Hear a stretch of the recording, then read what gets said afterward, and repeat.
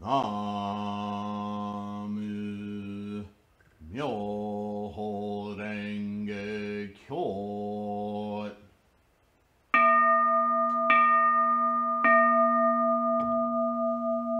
나무 묘호랭개교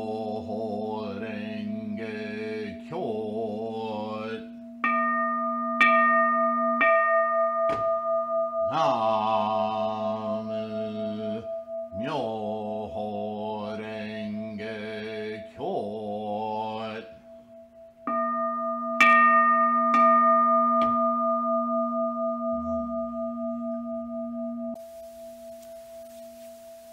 Hi folks, Namo Myoho Renge Kyo. Thank you for being here. I hope this finds you healthy and safe. Um, we started talking about the Satipatthana on Sunday's Gongyo, and I guess to follow form, I will continue. We talked about the whole breathing in, breathing out, mindfulness. Has really little to do with breathing in, breathing out. But I think it's quite possible that our translators from the West, and even those from Asia who are providing English translations, stumble through the meaning of these early teachings. And I'm sure that for the people who were first being taught by Shakyamuni, the connection of body and mind and how the mind creates our reality, well, quite frankly, for a lot of them, probably went right over their heads. And I say that because as you read these translations, there's an obvious struggle with what words, what verbs, what terms to use to exemplify what Shakyamuni was teaching in the Prakrit language, a language of not only words, but intonality, singing. The sound of words was just as important as the characters in the words. English is very ill-equipped to interpret the conceptual nuances of a language that's constructed more on sound and impression and inflection. Even to this day, French, for instance, my native language, has words that are completely, whose meaning are completely different depending on the context of the sentence and the way they're said. This may be true of many Latin languages, but, with Germanic languages, English languages, we deal with alphabet soup and construct language as an anchored thing instead of a thought, and so there's a discrepancy in the very linguistics of talking about this, and I can easily see it as I read these translations. Maybe that's because French was my native language. Maybe it's because I've studied for so long. Whatever the reason, I have to remind myself that as I read these things, there's a lot of English limitation in the words and the translations that make me concerned about those who don't have that experience or don't have that filter of understanding would continue to misunderstand what's being said. So this is why I continually talk about the formations of things. And I think mindfulness is most concerned with that aspect of reality. And I think in this language, as I read it, it's very easy to miss that point entirely. I don't know which translation I read, the word formations, the cessation of formations. It may not have been the Satipatthana. It may be in a different discourse on mindfulness. But that was an excellent choice as a translator to use that word. But even though it's a more correct word, it's only correct to those who, for those who would understand the implication of formations. That implication that starts from the very instance of karma, the energy plus work, energy plus application, where pre-atomic there are energies gathering toward, and no more than that, gathering toward. Once the thing starts to happen, it's long after the energy toward. Do you understand? When you go swimming, very, very rudimentary analogy here. When you go swimming and you do the regular stroke in the water, right? And without much thought, you're bringing your hand out of the water, reaching forward, grabbing water, pushing it underneath you in a succession of movements. But long before that arm rears back and comes out of the water to grab water and pull, all of that's been thought out previous to it happening, right? We wouldn't argue about that, right? What we might lose, though, is that before the thought to reach forward in the water, to stroke the water and move through the water, there were energies in life, in your body, in your mind. Before the mind conceived of the thought to do this, there was a will toward moving through the water. Before the stroke even occurs, the stroke of the arms, right?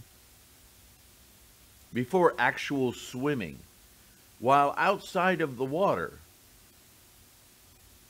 thoughts are stirring that are not yet thoughts. And by the time you get in the water and you're swimming, you're not really thinking about it anymore, are you? You're just actualizing it. So step that back and get to the point where, yeah, I understand I was thinking about swimming before I went swimming, but I'm not talking about that. I'm talking about, how did those thoughts first come into being? I apologize. My tongue has I have aphthous ulcers. I don't know if you've ever heard of those, but they're basically when taste buds get swollen up, and it's very sensitive, and so it's going to make me a little mush mouth, and I apologize. Anyway, so there are energies amalgamating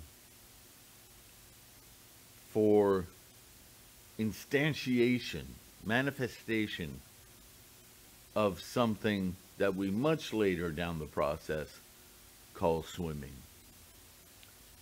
But before it's even defined as such, those very thoughts about swimming are formed of these early initiations, instantiations toward a physicalness, an experience of something. What that something becomes as it amalgamates into a thought or a desire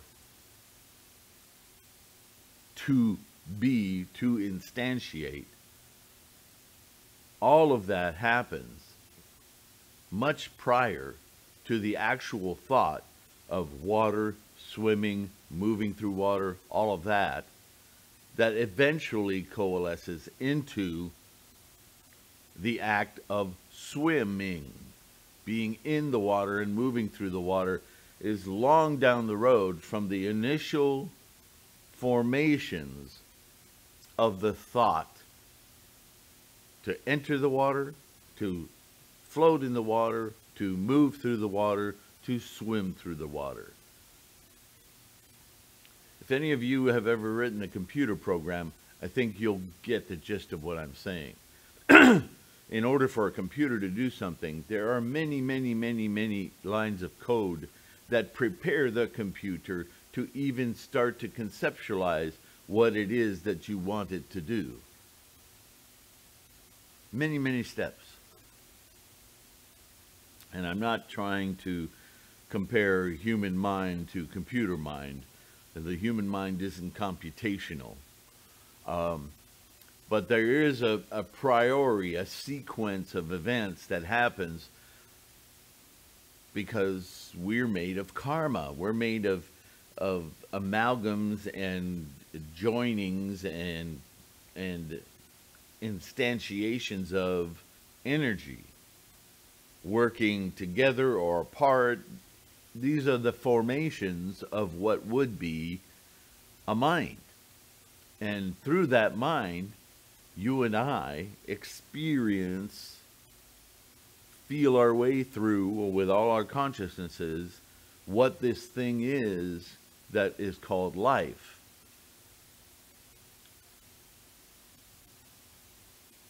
So I hope that I made that point Sunday when we started talking about this.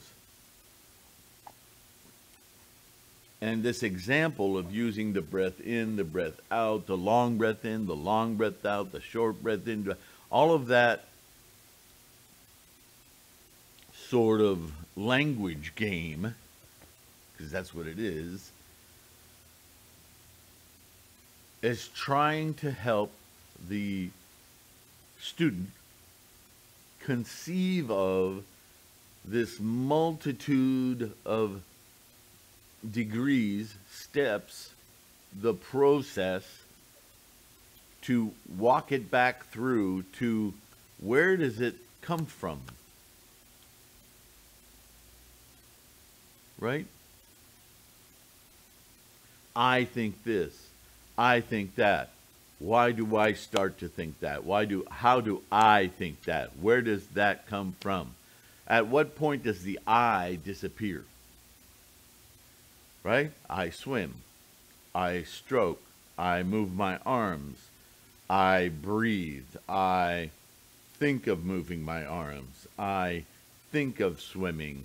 Where does swimming break down beyond I and become, there is an experience that I'm looking to see, smell, feel, hear, and I come later. I come at the point where those formations are necessitating a group of sensations that I call I, so that I can begin this process of getting to swimming. See, it's pre-I, it's pre-self, this energy, this momentum, this inertia. We're the result of that inertia, that momentum. We're not the instantiators of it. What we identify as a me, a self, an I, starts well beyond the need or the idea of I am this entity that does this.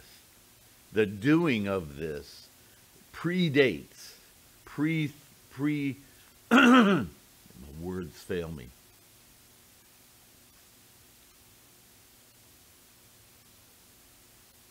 The dispositions toward doing something are accruing as energy and work. And we come much later in the game to actually manifest and instantiate the desires for those things. That's why when Nichiren talks in the translations say earthly desires, they don't say human desires.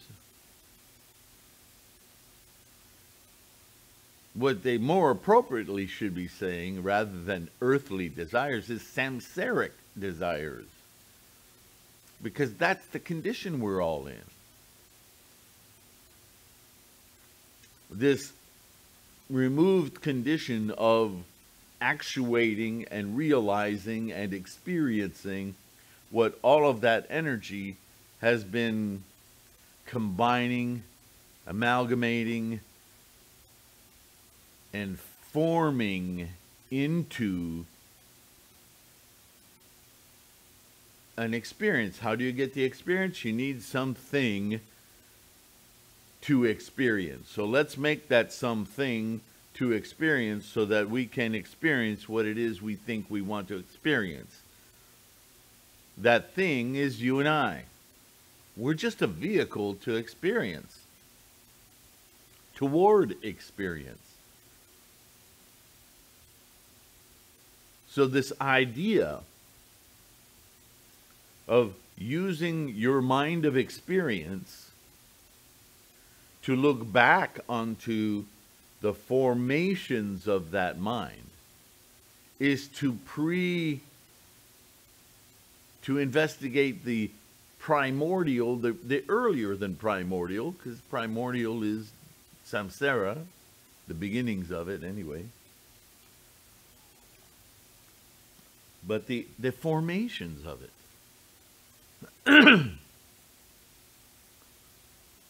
To really understand karma. Karma is not something you and I have. Karma is something that you and I are the result of in order to enable the experience of. That's the unique location of human. Right?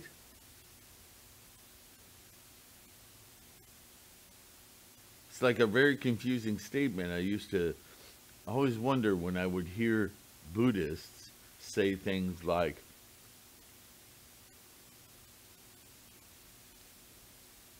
instead of thinking about why you think something, ask yourself, who's doing the thinking? Okay. That didn't make much sense. But in the context of this a priori momentum and amalgam of energies, before this, before who, before I, before me, the energies that result, that instantiate me in order to get the result that those energies are seeking. Oh, the idea of who, me, I, is a very ephemeral one. This tongue thing. Sorry. So in that context, the question, who am I, is a very circular question. It's self-justifying, self-instantiating. There is no who, because there is no I. There's just this momentary embodiment of samsaric experience that fulfills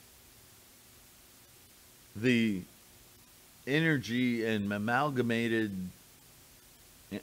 requirement or idea or desires to experience. You're simply the experiencer.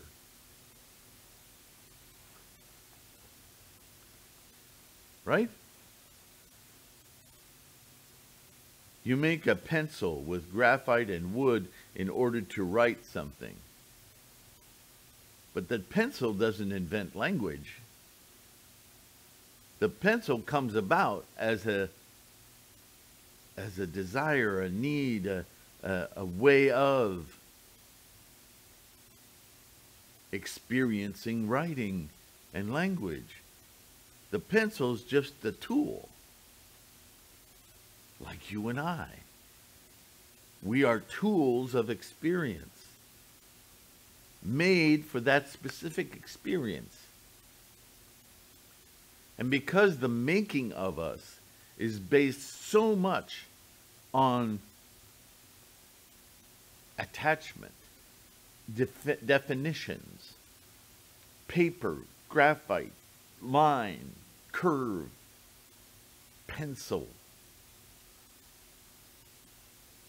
See, the energy and the momentum doesn't say, it's time to be a pencil. It's an amalgam of tremendous amounts of energies and work, karma, that is seeking to experience material, thingness, suchnesses. What has such and such an experience? What do I need to instantiate, to create, in order to then experience?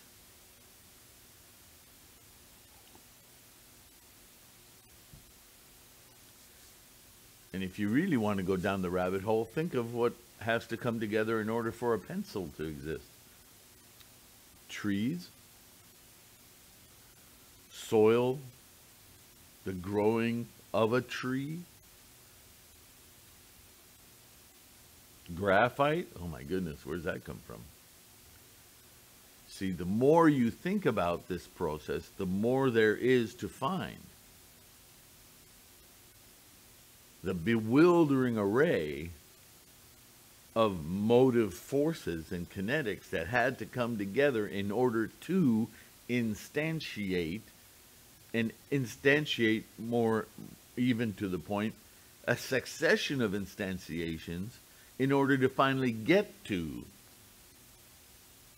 this thing we call human and life. Because it's not human life, it's life with a human component. You see, Buddhism flips everything on its head.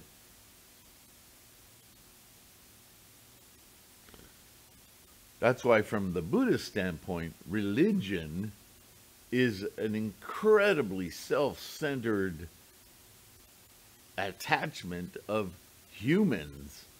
It has nothing to do with this greater process of life. It's very, very egotistical.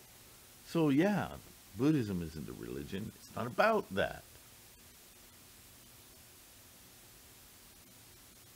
So mindfulness. Oh, being mindful. Oh, it's not about me and my mind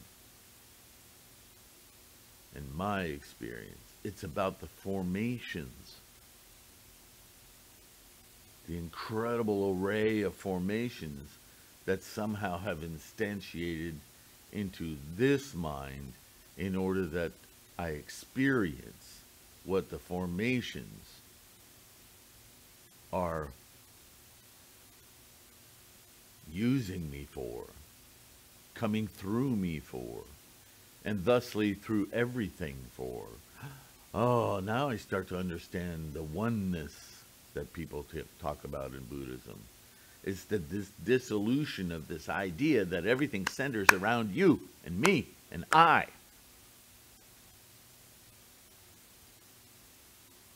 But that doesn't devalue what I is. It simply creates a much greater aura of awe about all of the I's, all of the me's, all of the tools, all of the minds of experience. And by the way, when all of us clarify that mind, Buddha that mind, there are no differences between us. Because then we see clearly that we're all the same thing. Tools of experience. That's magnificent. That's mind-bending. Right? Be mindful of that.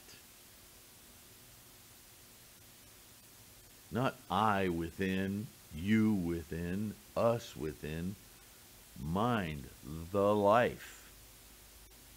Our unique ability to experience and know this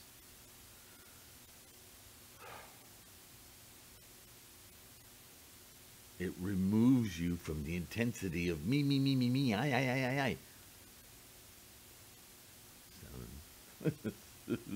Not gonna go there. So, in light of that, the Satipatthana continues with the modes of deportment, the four kinds of clear comprehension, the reflection on the repulsiveness of the body. Is it repulsiveness of the body that makes you think, ooh, body? No. Again, words. Words are a problem. Translation are about repulsiveness, wrong word. But the idea here in early teachings is to somehow get you beyond the me and the I and understand that these formations come before, are antecedent to the formations of a mind, a thinking, experiencing mind.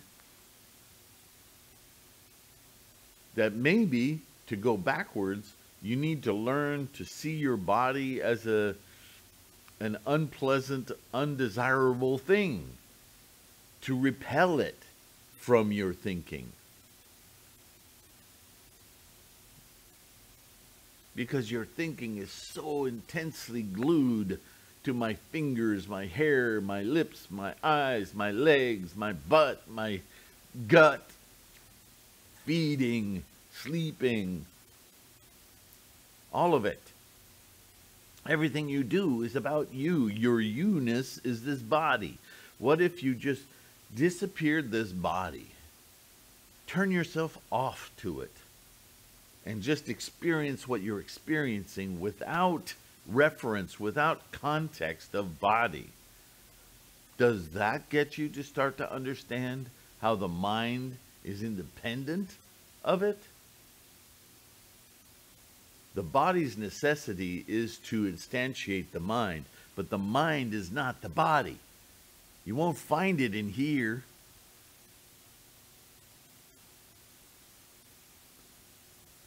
So how do we repel the body so that we can think what is it that our mind is actually doing, independent of? Think of the sense consciousnesses, seeing, hearing. Yeah, you think, oh yeah, nose, eyes, ears. No, stop it. Think about the consciousness all by themselves in the mind. The body is only necessary for it to be able to perceive and experience it, but the consciousness doesn't need the body. In order to experience it needs the body. But the consciousness, the desire for, precedes body. The consciousness is what comes into the womb when the egg is fertilized by the sperm. It isn't created in the womb. It comes into the womb in order to make eyes, ears, nose, mouth. Wow, that's a different way of looking at it, right? So this is what the early teachings are trying to get across to the people of 3,000 years ago. You are not your body. Your body is not why you're here. You're here to experience. Once we can get that locked into your mind, then the question becomes, how can I clarify that experience that I've been after all along? Well, that's the Buddha mind. And you do that by proceeding the Bodhisattva way. And you can make a connection here between these different steps of the Satipatthana back to the Eightfold Noble Path. Clear reasoning, clear mind, clear thought, clear... Right? or right thinking, right speech. How can it be right? Who's the moderator of right? Right? Right? Right? Right, in this sense, is completely understanding, realizing to the nth degree the truth of the matter, the process of life. Oh, boop, here's a human. A human is not a life. Life contains humans. It's a point of understanding, of clarity. But this whole I, self, instantiation, identity thing halts everything that came before it and doesn't really think a whole lot about what comes after it.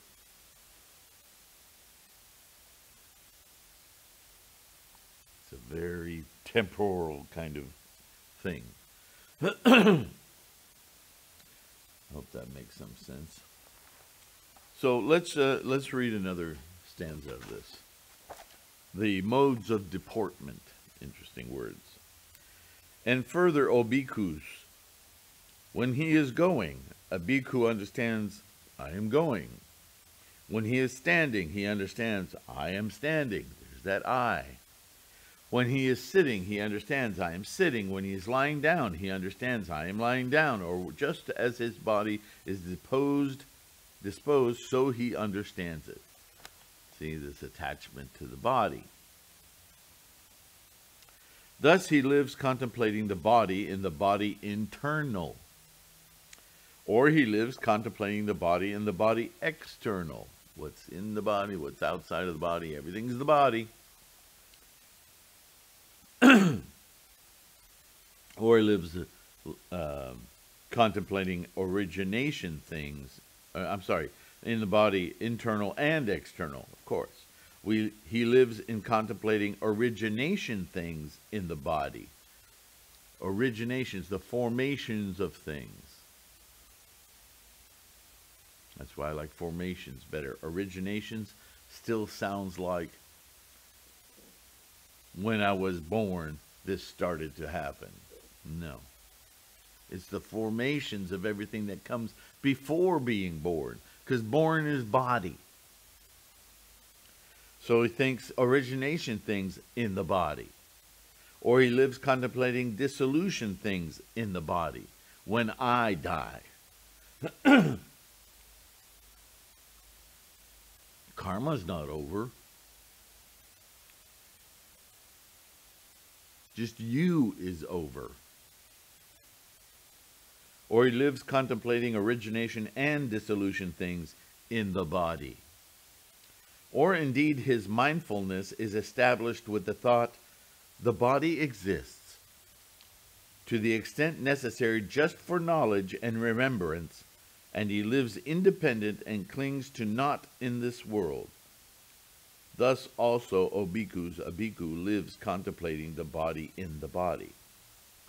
So he's really giving the monks a lesson on how attached to their bodies they are.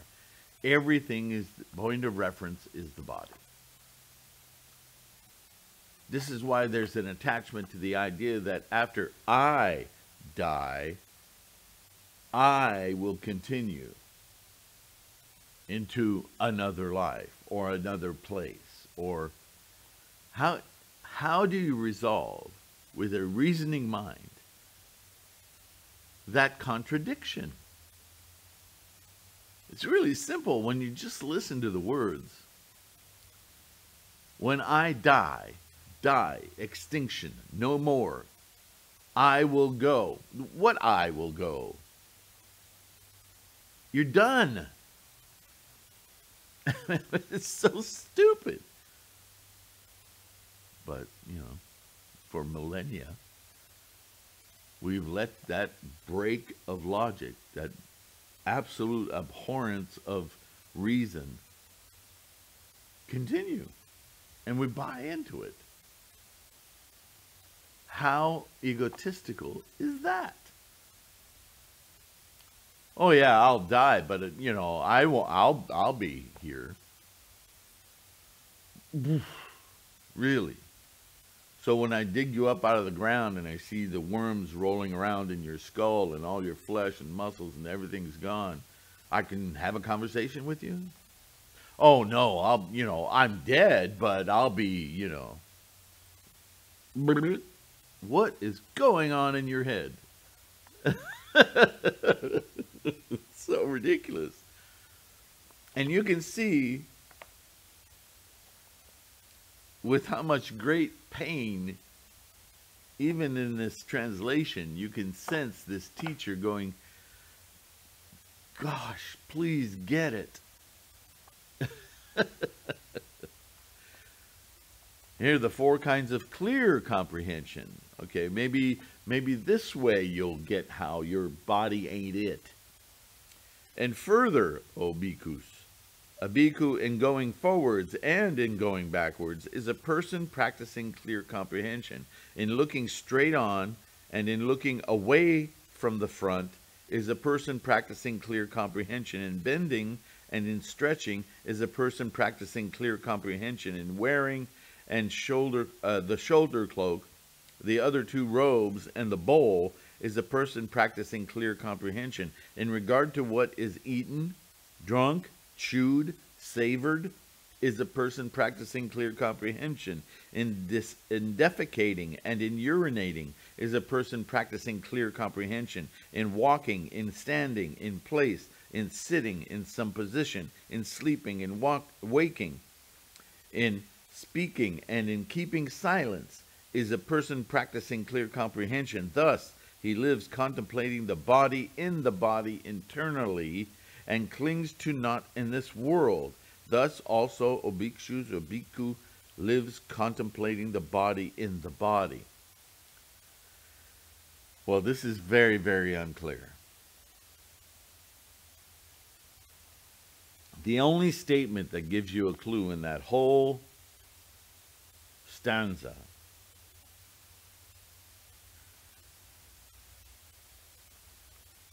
and clings not in this world. Now there's an ellipsis here because actually it goes on. Thus he lives contemplating the body in the body internally, externally, the whole list. Internally, externally, not in, blah, blah, blah, blah. Ellipsis.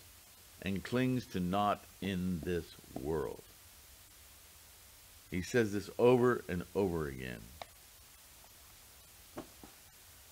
Because by now, he's taking as reference the formations, right? The originations, the formations, and the karmic dissolution, right? Things arise, they endure, they decay, they end.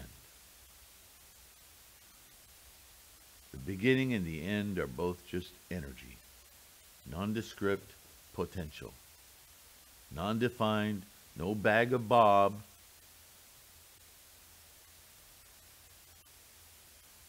The only bag with bob in it is this duration and decay, but you could argue that even the growing up takes a long time for a human to grow up to be firmly instantiated as an I. Duration, decay, the I goes back away. Nothing, nothing.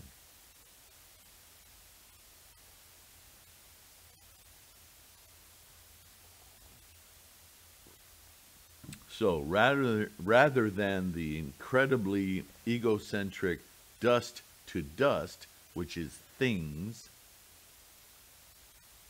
a Buddhist thinks energy, formations to experience to extinction energy. Energy is the continuum. Quiescent energy, potential energy. Work, boom. No work. No work, no human. No I, no me. No land. Nothing. just energy at rest.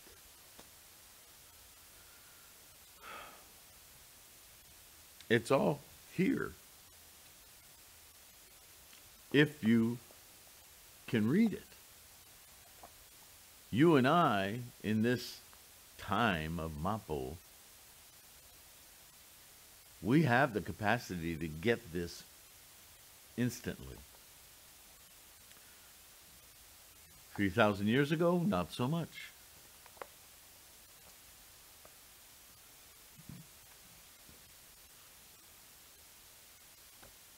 The next part is reflection on the repulsiveness of the body. I really hate that translation. But look at how Shakyamuni was teaching people how to unglue their minds and their I, me, from being so self-important, realizing that they're just a machine, that this machine is not life. It is a machine of experience, and that is the important thing to grasp. What it originates from, how it forms, what it's able to do, clearly, which is how we amaze ourselves with this life, this Buddha reckoning of what the life process is what this life is all about. Because when it's over, it's over. So you have a very unique opportunity here. And it's not about your body. So let's get into it. And further, O students, O monks, O bhikkhu, reflects on just this body hemmed by the skin and full of manifold impurity from the soles up and from the top of the hair down, thinking thus: there are in this body hair of the head, hair of the body, nails, teeth, skin, flesh, fibrous threads, veins, nerves, sinews, tendons, bones, marrow, kidneys, heart, liver, pleura, spleen, lungs, contents of stomach, intestines, mesentery, feces, bile, phlegm, pus, blood, sweat, solid fat, tars, fat dissolved, saliva, mucus, synovic fluid, urine.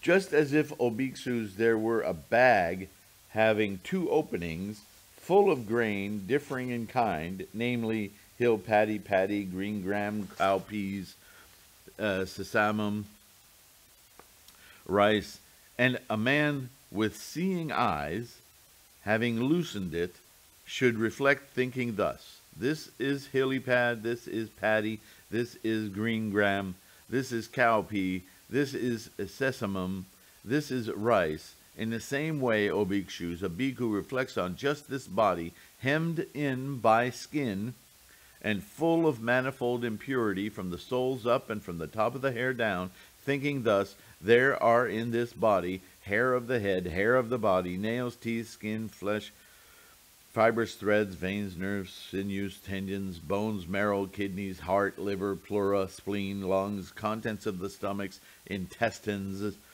mesentery, feces, bile, phlegm, pus, blood, sweat, solid fat, tears, fat dissolved, saliva, mucus, synovic fluid, urine. Thus he lives contemplating the body and the body internally, so on and so forth, and clings to naught in this world. Thus also a bhikkhu lives contemplating the body in the body. So once again, making the point, bag of bob, right? Remember in Fight Club, you saw that movie? This is Bob's spleen.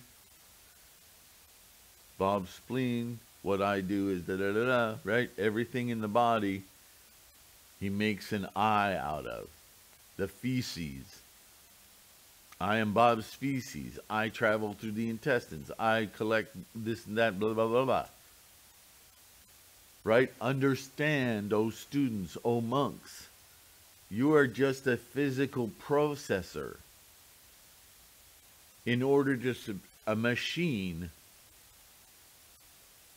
that exists solely to instantiate this mind of experience, of knowing.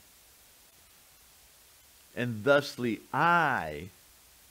this body internal, this body external, I breathe in, I breathe out. Isn't that where we started? The great opportunity of this machine has nothing to do with the machine. It is just a machine to instantiate a mind that reasons, that perceives, that understands that the life process is not this bag of bob.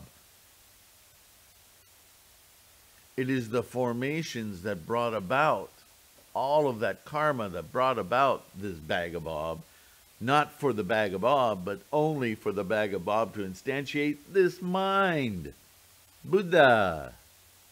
With this mind, I am unattached to the bag of bob, if only as a life support system for the mind.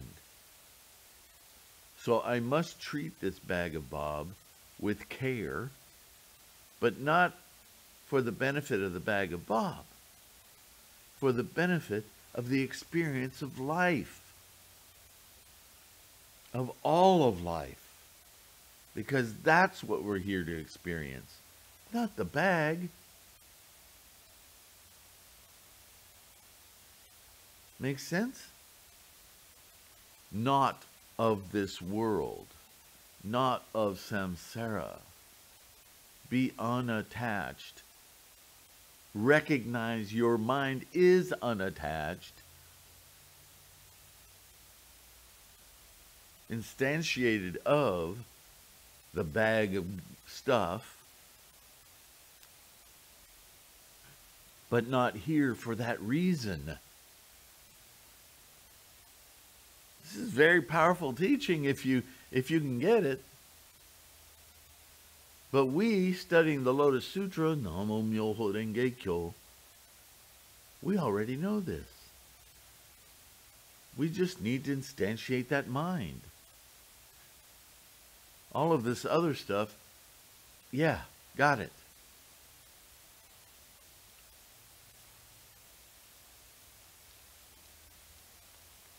All right. That's it for today. We'll continue tomorrow. Fun, fun, fun. Thanks for being here. Thanks to my patrons to make this possible. Like, subscribe, share. You know the drill. Download the podcast. They're doing really well. I'm glad that they're helping you. It's all free. So make use of it. Make use of the threefoldlotus.com site. Lots of information on there. I constantly wish I could add more information on there. I just have limited resources, including my bag of Sylvain. As I get more aged. Not a small part of why I do these videos. It's the quickest and easiest way for me to transcribe these teachings. And, take care of your health. Be kind. Be easy on yourself and others.